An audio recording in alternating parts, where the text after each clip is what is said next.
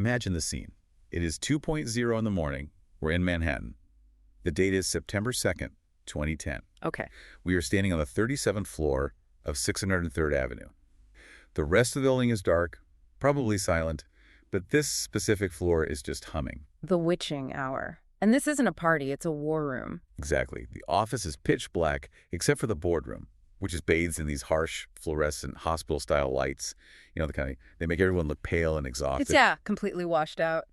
At one end of a massive mahogany table, you have the CFO of 3G Capital. He's surrounded by stacks of paper looking frantic. At the other end, you have a battery of junior lawyers. Just running on cold coffee and adrenaline. Totally. They're checking signatures page by page. And you have to remember, outside those windows, New York City is finally asleep. Andy Roddick has just been knocked out of the U.S. Open a few hours earlier. Right. The world is moving on. But inside this room, time is completely frozen. Because the deal of a lifetime is hanging by a literal thread. Now, cut to Miami. Sitting in a generic beige airport hotel room, you know, one of the places where the air conditioner rattles, is a guy named Daniel Schwartz. The protagonist of her story. Yeah. And he's not your typical Wall Street titan at this point. Not at all. No, he's 29 years old. He's a partner at 3G Capital, sure, but he looks like a kid. He hasn't slept in what feels like days. He hasn't even been on his honeymoon yet. He canceled it for this deal. Wow. And he is just sitting there with a phone pressed to his ears, staring at the clock. He has exactly 7 hours until the New York Stock Exchange opens to secure $2.4 billion in debt financing. We need to pause on that number, $2.4 billion. In 2010, I mean, the financial scars of the 2008 crisis were still so fresh. Oh, absolutely. Banks weren't just handing out leverage for buyouts like Gandhi. This was a heavy lift. The credit markets were still incredibly skittish. And to make matters worse, the Wall Street Journal had just dropped a bomb. They leaked a rumor the day before that the deal was happening. Yeah. But, and this is the kicker, they got the buyer wrong. They reported that a British firm called 3i was buying Burger King. Which is a complete disaster. To stark halts, the market is confused, arbitrageurs are going crazy. If Schwartz doesn't get those signatures by the opening bell, the confusion turns to panic, the financing likely falls apart, and the deal just dies on the table. It's a classic high-stakes financial thriller. You've got the exhaustion, the misreporting, the ticking clock. It's 2 a.m., and Schwartz is literally freezing. Not because the room is cold, but because the pressure is just shutting down his nervous system. But spoiler alert, they get the signatures. They get them. At the very last second, Schwartz gets the call from Alex Baring and the Burger King CEO, John Chidsey. We can go. And that moment, you know, it didn't just buy a burger chain. It kicked off what is arguably the single greatest and most controversial private equity play of the last 20 years. It birthed an empire. Today, we are doing a deep dive into Restaurant Brands International RBI. This is the parent company of Burger King, Tim Hortons, Popeyes, and Firehouse Subs. But more importantly, we are decoding the firm behind it, 3G Capital. And that's a name that, I mean, it strikes fear into the hearts of corporate America. When you hear 3G, you usually hear two things. You hear barbarians. And you hear cost cutters. Right. The reputation is chainsaw capitalism. They buy a company, fire everyone, sell the office furniture, remove the coffee machines, and just count the cash. That is the caricature. And don't get me wrong, they cut costs. I mean, they really cut costs.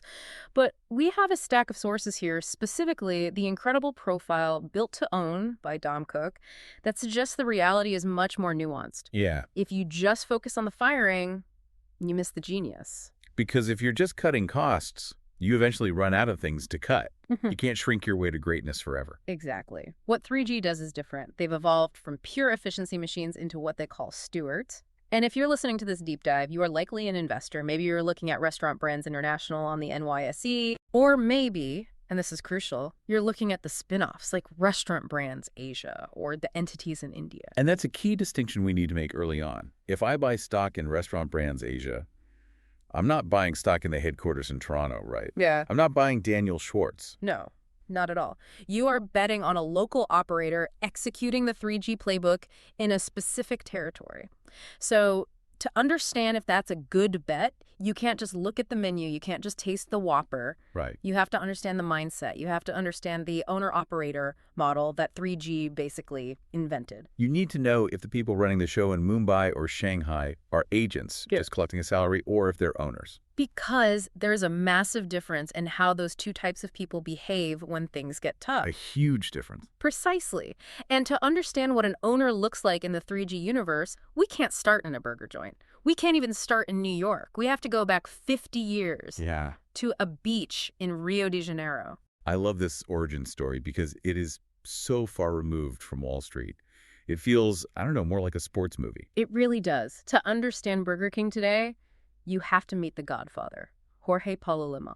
So paint the picture for us. Who is this guy? It's the early 1970s.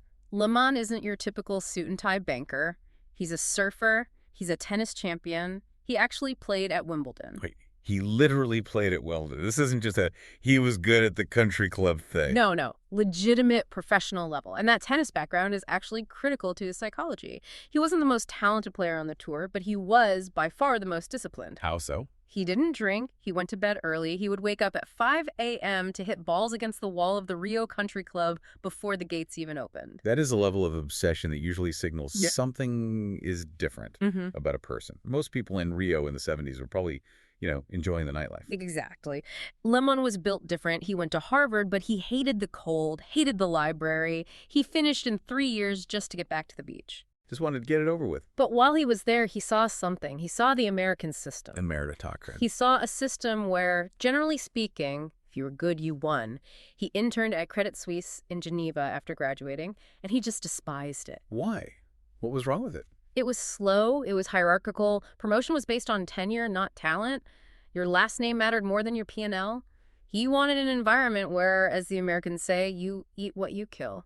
So he goes back to Brazil, a country that is economically chaotic at the time, hyperinflation, instability, and decides to build his own Goldman Sachs. He starts a brokerage called Garantia, and he models it explicitly after the early Goldman partnership. But, as he liked to say, it was a poorer version. Poorer is an interesting word choice for an investment bank. Yeah. Usually banks try to project wealth. Marble floors, expensive art. What did poorer mean operationally? It meant no mahogany, no corner offices, no walls. It was one large, noisy room. The partners sat right next to the interns. And the pay structure was radical for Brazil. The base salaries were terrible. Like survive on ramen, terrible. Maybe not ramen, but low. Definitely below market rate. Yeah. However, the bonuses were massive. We're talking 4, 5, maybe 10 times your salary. But only if you hit the target. Only if you hit your target. So it selects for a very specific type of person. It repels the person who wants safety. Yeah, you have to be willing to bet on yourself. Exactly. Lemon coined a term for his ideal hire. He called them PSDs. PSD. Let's unpack this acronym. P is for poor. S is for smart. And D is for a deep desire to get rich. Poor seems like a controversial criteria today. Why poor? Was he discriminating against the rich? In a way, yes. He didn't want safety. He didn't want the son of a diplomat who had a trust fund waiting for him if the job didn't work out. No plan B. He wanted people who needed this to work. He wanted people who had no plan B. He wanted hunger. So no legacy hires, no friend of a friend, just raw, hungry talent. And here is the mechanism that really matters for the investor listening. This is the secret sauce of their alignment. It wasn't just get a big bonus and buy a Ferrari. Yeah. When you became a partner at Garantia, you had to buy your shares. You weren't granted them as a reward. You had to write a check back to the company. You had to write a check you couldn't afford. Usually, 70% of a new partner's earnings for the first few years went entirely to paying off the debt for their state. That is the definition of skin in the game.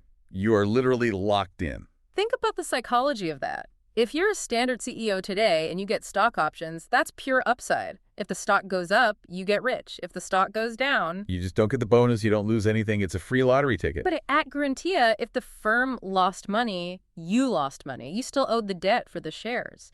It created a culture of total paranoia and alignment. Everyone acted like an owner because they were owners. So Garantia becomes this incubator. It's a pressure cooker, producing these incredibly sharp, aggressive financial operators. A human algorithm. But trading paper is one thing. Running a business, operating a supply chain, dealing with unions, manufacturing products, that's a different beast. How do they make the jump? The leap happens in 1989. Lehman decides he's bored of just being a broker. He wants to build something tangible. He wants to own real assets. Okay. So 3G buys a brewer called Brahma for $60 million. Brahma, the famous Brazilian beer. I think I've had it. It's everywhere in Brazil. But at the time, the business establishment laughed at them. They said, "You are financial guys. You know spreadsheets. You don't know brewing. You're going to crash this." And to be fair, that's a valid criticism. We see financial engineers destroy operational businesses all the time because they don't understand the product. They cut quality to save a penny. It is valid. And Lehman knew he didn't know beer. So he put his partner, Marcel Tellus, in charge. Now, Tellus is a key figure here. If Lehman is the visionary, Tellus is the hammer. The operator. The ruthless operator. Tellus walks into Brahma, and he sees a culture that is the absolute opposite of Garantia. It's bloated, it's lazy, and most importantly, it viewed itself as an art studio, not a factory. What does that mean? Art studio. The chief brewer at Brahma believed that making beer was a mystical art form. He thought that if one batch tasted slightly different than the next, or if the color was a shade off, that was just the character of the brew. Which for a craft brewery in Brooklyn making small batches is charming. For a mass market lager that needs to taste the same in Rio as it does in São Paulo. It's a defect. Tellus looked at it like an engineer. He said, variance is waste. He didn't care about the romance of brewing. He cared about consistency and cost. So this is the clash. The artist versus the PSD. And the PSD won. Tellus implemented a slash-and-burn strategy that became the 3G prototype. He fired 10% of the workforce immediately. Right off the bat. But it wasn't just firing. He tore down the walls of the executive offices to mimic the Garantia trading floor. He removed the executive bathrooms. He took away the reserved parking spots. It's psychological warfare. He's killing the hierarchy. He's killing entitlement. He's saying, I don't care if you've been here 20 years. If you don't add value today, you're gone. And then he brings in a consultant named Vicente Falcone who introduces the holy grail of 3G, zero-based budgeting, or ZBB. Okay, we hear this term all the time in corporate finance. We're doing ZBB. But usually it's just a buzzword for we're cutting the travel budget by 10%. Right. What did it actually mean for Brahma? How is it different? It's completely different philosophically. In a normal company, you take last year's budget, say marketing got $1 million, and you add 3% for inflation. So next year you get $1.03 million. Right, and nobody asks why you need the million. It's assumed. It's an entitlement. Exactly. You only argue about the increase. In ZBB, the baseline is zero. Every single year, on January 1st, your budget is zero. You have to justify every stapler, every flight, every salary, every marketing campaign as if you were building the company from scratch that morning. That sounds incredibly time-consuming. Do they actually do that for everything? It is exhausting, but it forces managers to think about every dollar. It creates friction. Do we really need to fly to that conference, or can we call? Do we need color photocopies, or is black and white okay? And while saving money on photocopies sounds petty, it signals a mindset. If you care about the photocopies, you care about the big contracts, too. Brahma's profits tripled. They became a cash machine. And from there, they just kept rolling up the industry. Yep. They eventually bought their main rival, Antarctica, to form Ambev. Then they bought Interbrew. Then Anheuser-Busch. Today, AB InBev is the largest brewer in the world. So the playbook is established. Buy a fat, lazy company. Install PSD leader. Cut the perks, zero-base the budget, align incentives. That's it.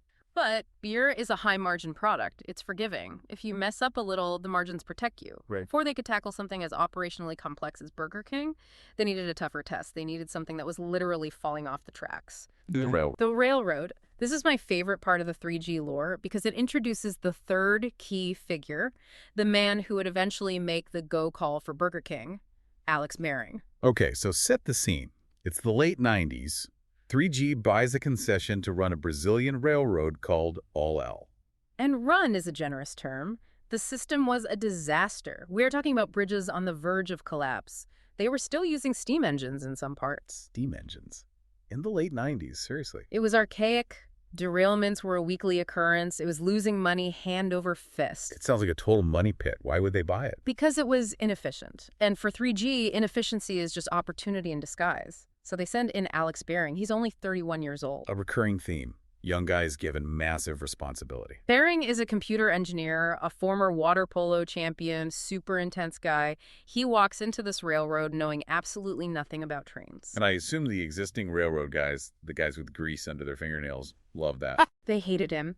Who is this kid in a suit telling us how to run a locomotive? There is a famous story about a bridge that perfectly illustrates the conflict. Let's hear it. So Bering is the new CEO. A veteran operations manager comes to him and says, Alex, we need $5 million immediately to fix this bridge. It's structurally unsound. If we don't fix it, it's going to collapse under the next train. Which, given the state of the infrastructure, sounds completely plausible. It does. It's a safety issue. Most CEOs would sign the check. You don't want to be the guy who caused a train wreck. Of course not. But Bering is a data guy. He had looked at the engineering reports. He had looked at the load limits. He suspected the manager was bluffing, trying to pad his budget to make his life easier. It's the artist trying to protect his domain again. So what does he do? Bering says, okay, when is the next train scheduled to cross that bridge? The manager says, this afternoon. Bering says, great, I'm going to be on it. No way. And he looks at the manager and says, and you're coming with me. That is high stakes. That's putting your life on your data analysis. They rode the train, in the cab, together. Bridge held. Incredible.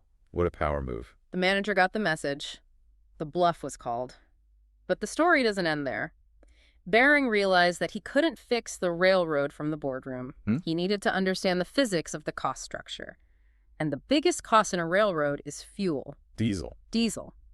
So Bering, the Harvard scholar, decides to become a certified train engineer. He literally learns to drive the train. He spends 1 week a month driving freight trains, sleeping in the crew dorms, eating with the drivers. He's living the life. And because he is doing the work, he notices something. He notices that the way you drive the train, how you accelerate out of a curve, how you brake on a downhill, massively impacts fuel consumption. It's like hypermiling in cars. Driver behavior changes the MPG. Exactly. But nobody was measuring it. All the drivers were just getting from A to B however they wanted. So Bering brings the data. He installs onboard computers to track every single driver's performance. Okay. And he creates the Diesel Cup. The Diesel Cup. It sounds like a Mario Kart tournament. It basically was. He gamified the job. They ranked every driver based on fuel efficiency and safety. They posted the rankings publicly. The best drivers got gold stars on their uniforms. They got prizes, TVs, motorcycles. They got recognition. He turned blue-collar drudgery into a sport. And a meritocracy. Before, a good driver was just a guy who showed up on time. Now, a good driver was someone who saved the company money. And what was the result? Fuel consumption dropped 30%. Margins went from 6% to 40%. That is the owner-operator model in a nutshell. It's not just financial engineering. It's getting in the cab of the locomotive, figuring out the physics, and then aligning the incentives so everyone cares as much as you do. And that right there is the secret sauce. That is the methodology they packed into their suitcases and brought to the United States when they decided to buy Burger King. They didn't see a burger chain. They saw a railroad that was burning too much fuel. Which brings us back to 2010. Manhattan. The deal goes through. But we have to ask the obvious question. Why Burger King? In 2010, BK wasn't exactly a prized asset. It was a disaster. The industry called it a carcass. A carcass, that's brutal. But it was accurate. They had gone through 19 CEOs in its history. Think about that instability. 19, wow. The franchisees were in open revolt, suing the corporate office.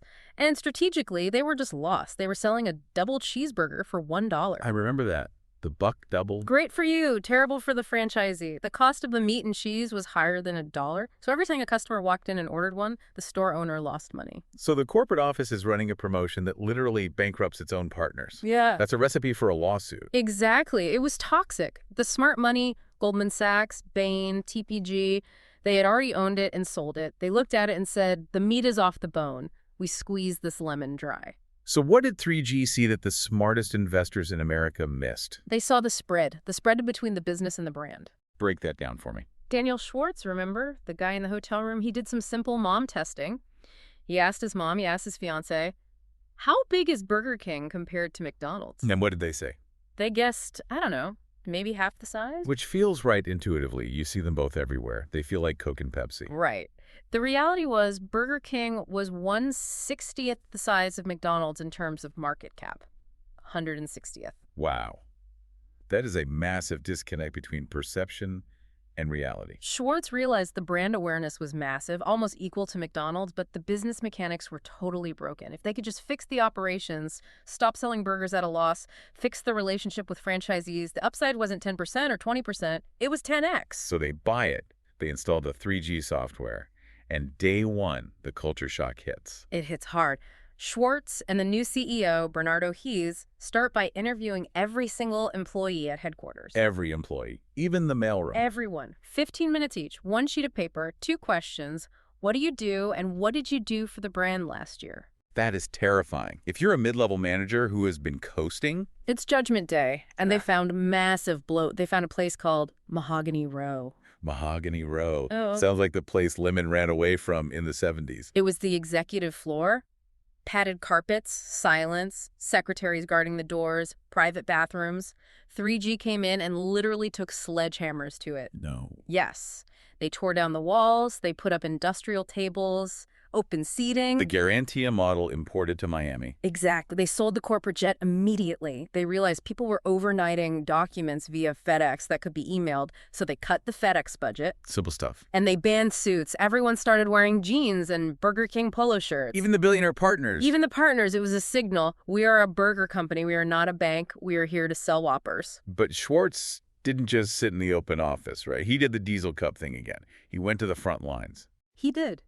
He went to the restaurants. He learned to make a Whopper. He got his time down to 35 seconds. He cleaned toilets. He wanted to understand the pain points of the franchisees. And that's critical. And this leads to the most important strategic shift, the one that really matters for the Asian investors listening, the refranchising strategy.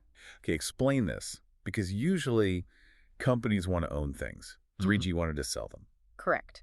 Burger King owned about 1,300 restaurants themselves. Schwartz sold almost all of them. He got it down to like 52 stores in Miami just for training. Why? If the store makes profit, why give that away? Because running a restaurant is hard, low-margin, capital-intensive work. You have to fix the deep fryer. You have to manage the shift schedule. You have to deal with the spilled milkshakes. All headaches. All the headaches. And 3G realized we are not the best people to manage a shift schedule in Des Moines or Mumbai. Local operators are. Okay, so they're outsourcing the operations. In a way, yes. Financially, this shifted RBI from a restaurant operator to a brand manager. They own the IP, they make the commercials, they develop the menu, and they collect a royalty, a percentage of sales from every franchisee. So the capital intensity drops to near zero. They don't have to buy the deep fryers anymore. And cash flow explodes. It's a royalty stream. And this brings us to the global expansion, and specifically why this matters for the Asian entities. Because if RBI isn't running the stores, who is? This is the master franchise model. Exactly. And this is the part where investors can get confused. They buy RBI stock thinking they're investing in burger sales, but really they're investing in RBI's ability to pick partners. So walk us through the master franchise model. How does it work? So take France. Burger King had zero presence there. They needed to enter the market. Instead of sending a team from Miami to Paris to try and rent real estate. Which would be a disaster. A disaster. They found a guy named Olivier Bertrand. Who is he? He wasn't a corporate suit. He was a local operator. He knew every restaurant owner in Paris. He knew the streets. He was a hustler. A local PST. Precisely.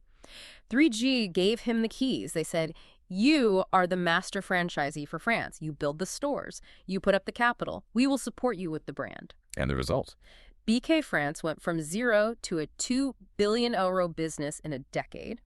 Bertrand became incredibly wealthy, and RBI collected massive royalties without spending a dime on French real estate. So when we look at India or China restaurant brands, Asia, it's the same play. It is exactly the same play. RBI finds a local partner, they give them exclusive rights, they demand aggressive targets, that's the 3G pressure, but they let the local partner execute. So if you're buying stock in the Asian entity, you need to ask, is the local leadership a Bertrand?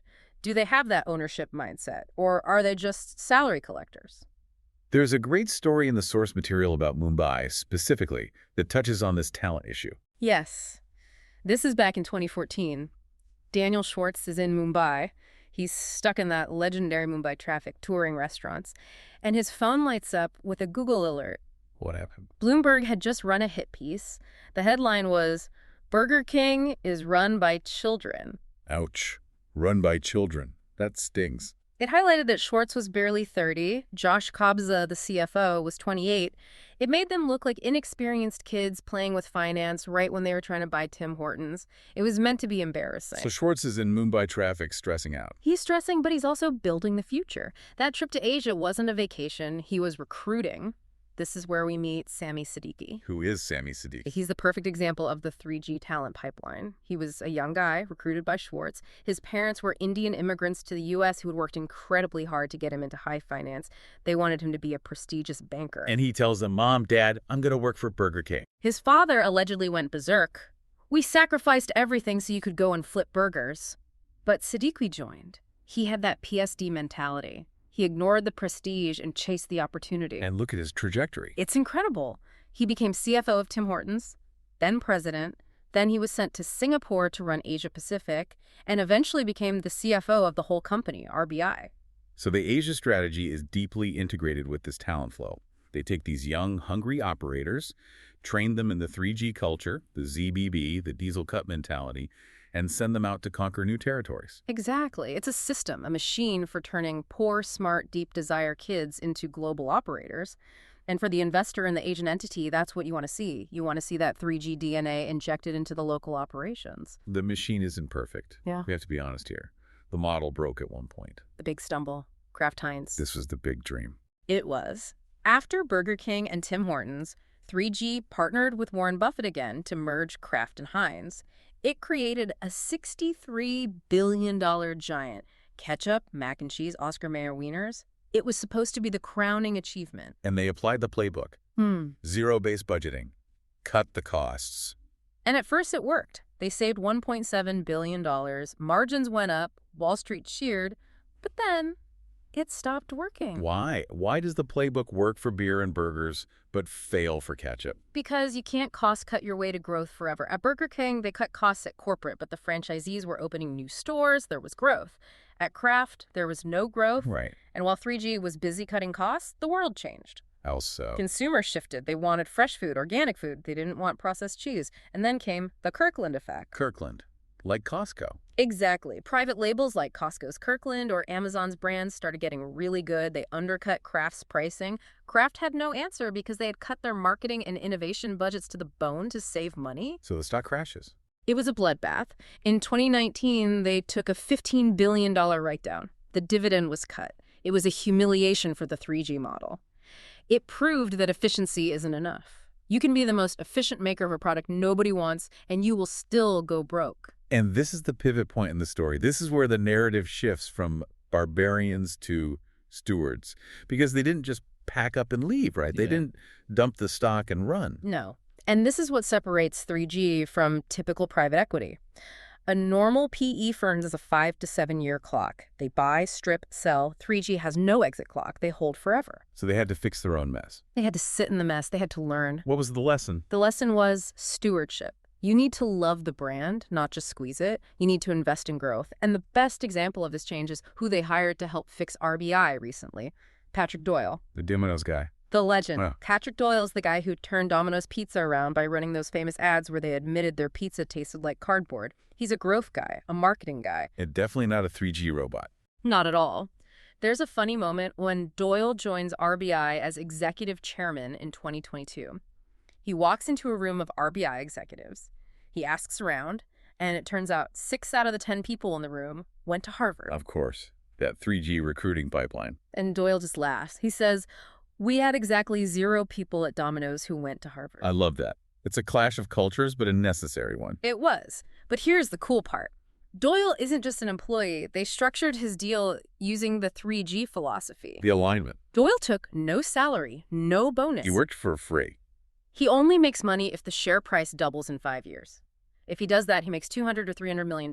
If he doesn't, he gets nothing. Wow. And on top of that, he bought $30 million of stock with his own money on day one. That is putting your money where your mouth is. That goes right back to the guarantee of partners buying their shares. It's the evolution of the model. They are bringing in outside talent non-3G people, but forcing them to adopt the 3G financial alignment. That is the owner part of owner-operator, and that's what investors need to look for. So this shift to stewardship seems to be opening new doors for them, too. They aren't just buying distressed assets anymore. They're buying family businesses. Right. They recently bought Hunter Douglas, the window blinds company, and Skechers. Skechers. The shoes. Shoes. And in both cases, the founders sold to 3G specifically because they wanted operators, not financial engineers. They wanted someone who would keep the business running for another 50 years, not chop it up and sell it in pieces. It's a fascinating evolution. They started as the scary guys who would fire your assistant and take away your mini fridge. Now they're the forever home for family businesses. They grew up. Lehman taught Tellez, Tellez taught Baring, Baring taught Schwartz, and Schwartz is teaching the new generation. It's an algorithm of people. So let's bring this all back to the listener.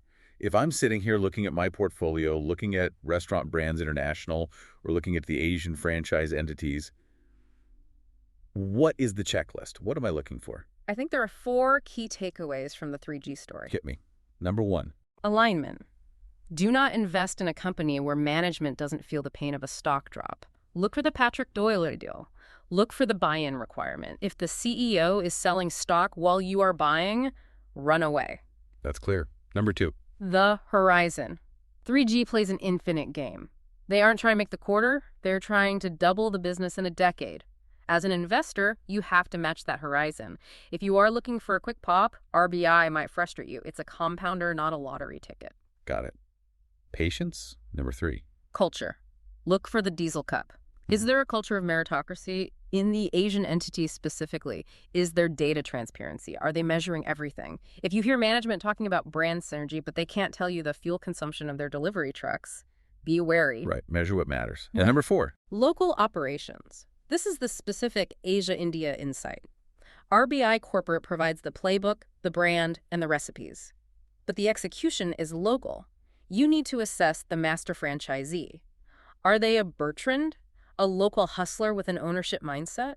Or are they a bureaucracy? That is the single biggest variable in international success. That's a powerful framework. It really changes how you look at a stock ticker. You aren't just buying a cash flow stream, you're buying a philosophy. A philosophy that, despite its stumbles at craft, has created more wealth than almost any other investment group in the last 20 years. Before we wrap up, I want to leave the listeners with the visual that ends Dom Cook's article. It's such a perfect summary of this weird, high-performance world. The lobby of the 3G office. Right. You walk out of the elevator on the 37th floor, and there on a small table are 3 things. 2 bottles of Heinz ketchup, one with Warren Buffett's face on the label, one with Charlie Munger's face. A nod to their partners and their biggest failure turned lesson. And next to the ketchup, one giant white Skechers sneaker. The future. It's a reminder that they are always moving, always looking for the next big dream. And that's the final thought. Lemon always said, a big dream is as much work as a small dream, so dream big. Whether you are running a railroad, flipping burgers, or managing your own portfolio, dream big. Thanks for diving in with us. See you next time.